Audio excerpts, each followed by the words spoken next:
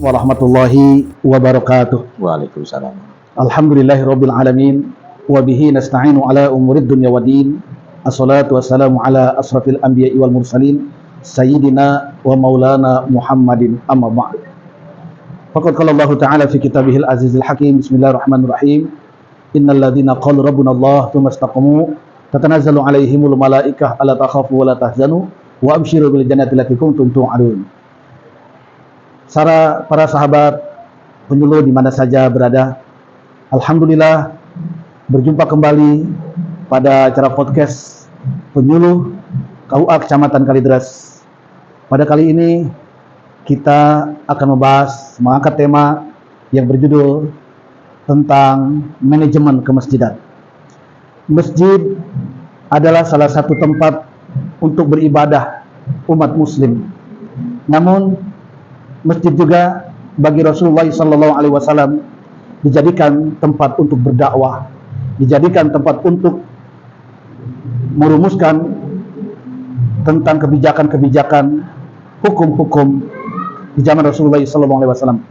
Kali ini kita akan membahas tentang kemasjidan, dan alhamdulillah momen hari ini saya akan ditemani oleh narasumber kita, Ustadz Sabeni SAG. Beliau adalah seorang penyuluh agama Islam di KUA Kecamatan Kalideres.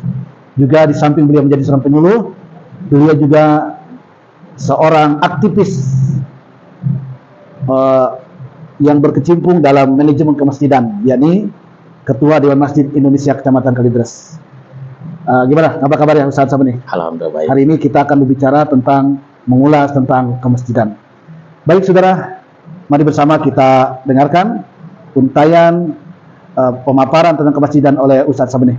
Dipersilakan. Ya, Assalamualaikum warahmatullahi wabarakatuh. Sahabat penyuluh dimanapun Anda berada, baik, saya akan menyampaikan bahwa masjid adalah sarana ibadah bagi umat Islam. Tetapi masjid bukan sekedar untuk ibadah saja. Ada beberapa kegiatan-kegiatan masjid yang memang masjid itu bukan hanya dijadikan tempat sarana ibadah lalu selesai itu udah nggak ada lagi, bukan. Dalam hal ini masjid adalah sebagai tempat edukatif. Nah, edukatif ini adalah pendidikan.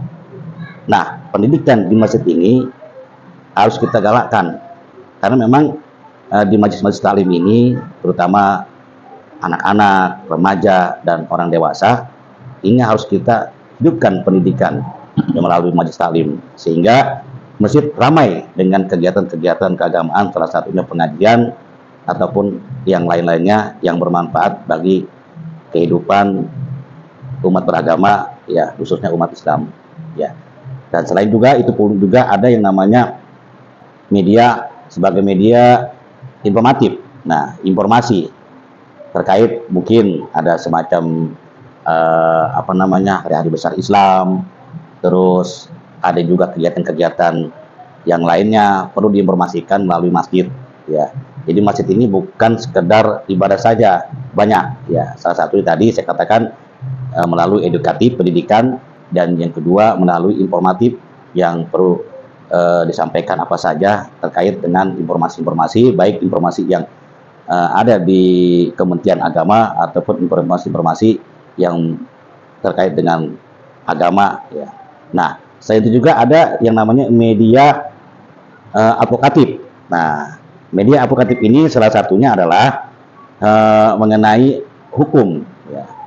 Nah, hukum-hukum misalnya ada salah satu orang bertanya tentang bagaimana ketika kita sholat misalnya mengambil air wudhu lalu kita buang angin. Nah, itu kan apakah itu batal atau tidak? Ini salah satunya itu ya yang menentukan bahwa hukum itu advokatif, ya, baik itu tentang sholat, tentang puasa, dan tentang lain itu akan dibahas, ya, di dalam masjid.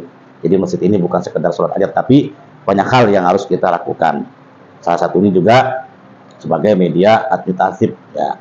Administratif ini adalah salah satunya bagaimana kita menghidupkan masjid melalui DKM, Dewan Kemakmuran Masjid, ya, baik itu bendahara, sekretaris, dan lain sebagainya kita fungsikan.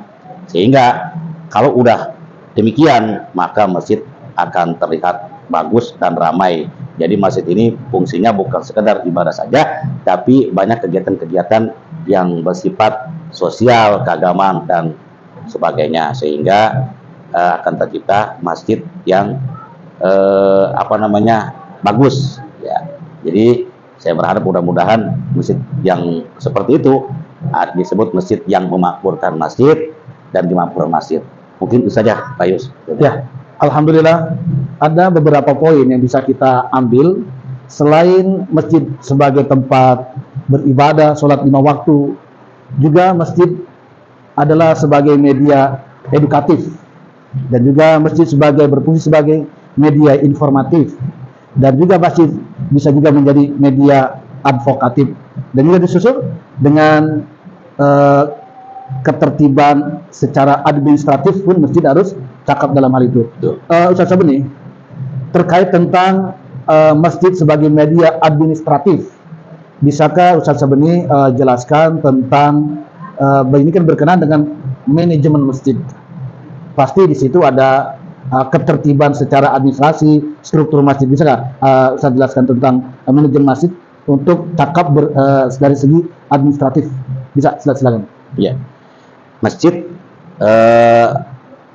yang sebagai media administratif itu dalam hal pengawasan dan juga ada pun yang namanya pelaporan, ini harus jelas, harus terbuka. Ya. Jadi jangan sampai ketua masjid tidak melaporkan apa yang terjadi di masjid, baik itu pelaporan tentang keuangan, pelaporan tentang pengawasan dan perencanaan, semua harus dilaporkan secara bagus. Dan ini juga kalau itu sudah demikian, insya Allah akan rapi dan akan tersusun ya, baik itu administrasi dan sebagainya. Makanya kalau sudah demikian, insya Allah pemerintah akan memperhatikan memperhatikan tentang masjid ini, sehingga saya selaku Dewan Masjid Indonesia Kecamatan Kaldres juga mengapresiasi bahwa masjid ini sekarang ini sudah ada bantuan dari pemerintah, karena bentuk pemerintah memperhatikan masjid, mereka akan memberikan bantuan kepada Dewan kepada DKM Masjid Bekasi, baik itu masjid maupun sholah, dengan bantuan, yaitu namanya BOTI. BOTI itu singkatan Bantuan Operasional Tempat Ibadah. Sehingga pemerintah melalui Dewan Masjid Indonesia menyalurkan dana tersebut, dana bantuan tersebut, sehingga masjid-masjid yang ada di Indonesia, khususnya di daerah Jakarta, akan tertata rapi, sehingga dana tersebut digunakan sebagai mestinya, sehingga masjid-masjid tidak lagi kekurangan dengan anggaran-anggaran yang ada. Banyak masjid-masjid anggarannya ataupun biaya anggarannya mungkin setiap bulan atau setiap minggu mungkin beda dengan masjid-masjid yang besar. Masjid-masjid kecil ini kadang-kadang anggarannya kurang, tapi dengan adanya bantuan BOTI tadi, mereka sudah sejahtera ya, baik itu tempatnya, fasilitasnya, dan semua dibantu oleh pemerintah. Selain masjid juga dibantu para pekerjanya, salah satunya merebot, imam dan guru ngaji pun dibantu. Itu bentuk kepedulian pemerintah terhadap Dewan Kemakmuran Masjid ya, sehingga masjid-masjid akan terlihat rapi ya, dan juga tidak lagi masjid-masjid itu airnya bau, tempatnya kotor, bahkan ada cat-cat atau kotor-kotor di tembok-tembok, tidak lagi. Karena apa? Karena sudah ada bantuan, maka bantuan tersebut digunakan sebagaimana mestinya, sehingga masjid menjadi indah dan bagus. Demikian Pak Yus. Ya, alhamdulillah. Sahabat penyuluh, di mana saja Anda berada, berkenaan dengan masjid, mari bersama kita rapikan masjid kita secara administratif. Dengan itu pemerintah akan turut serta membantu mensejahterakan lewat DMI dengan namanya bantuan BOTI ya, Bantuan Operasional Tempat Ibadah.